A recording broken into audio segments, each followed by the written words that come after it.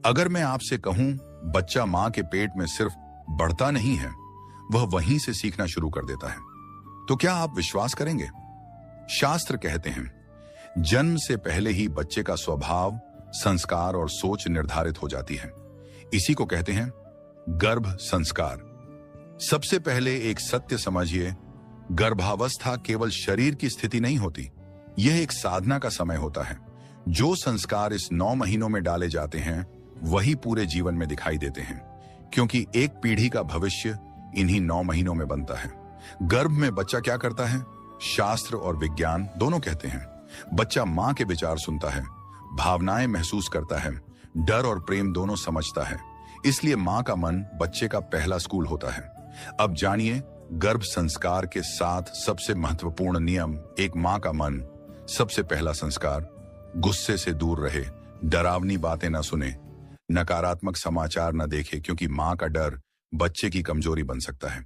2, क्या पढ़ना चाहिए? शास्त्र कहते हैं रामायण, भागवत, सुंदरकांड, गीता के सरल श्लोक, इन्हें जोर से नहीं शांति से पढ़ना चाहिए, क्योंकि बच्चा आवाज नहीं भाव ग्रहण करता है। 3, क्या सुनना चाहिए? गर्भ संस्कार में संगीत बहुत बड़ा साधन है। मंत्र, भजन, वीणा, बांसुरी, शंख ध्वनि, यह बच्चे के मन को कोमल बनाता है। 4, क्या बोलना चाहिए?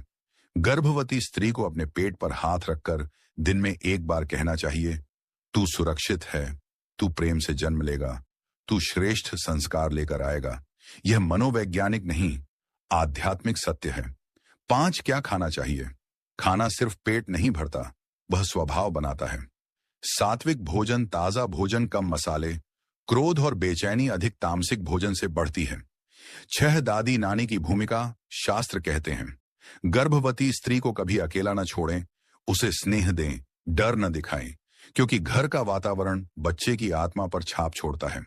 7, पिता का आचरण भी संस्कार है। गर्भ संस्कार सिर्फ मां का कार्य नहीं, पिता का सम्मान, शांति, संयम, ये सब बच्चे के चरित्र में स्थान पाते हैं।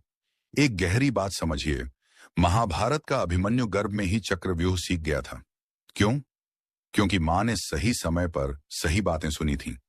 अंत में एक सत्य, गर्भ संस्कार कोई कर्मकांड नहीं, यह भाव, विचार और वातावरण का विज्ञान है। अगर आप चाहते हैं संस्कारी संतान, शांत स्वभाव, तेजस्वी बुद्धि, तो शुरुआत गर्भ से ही करनी होगी।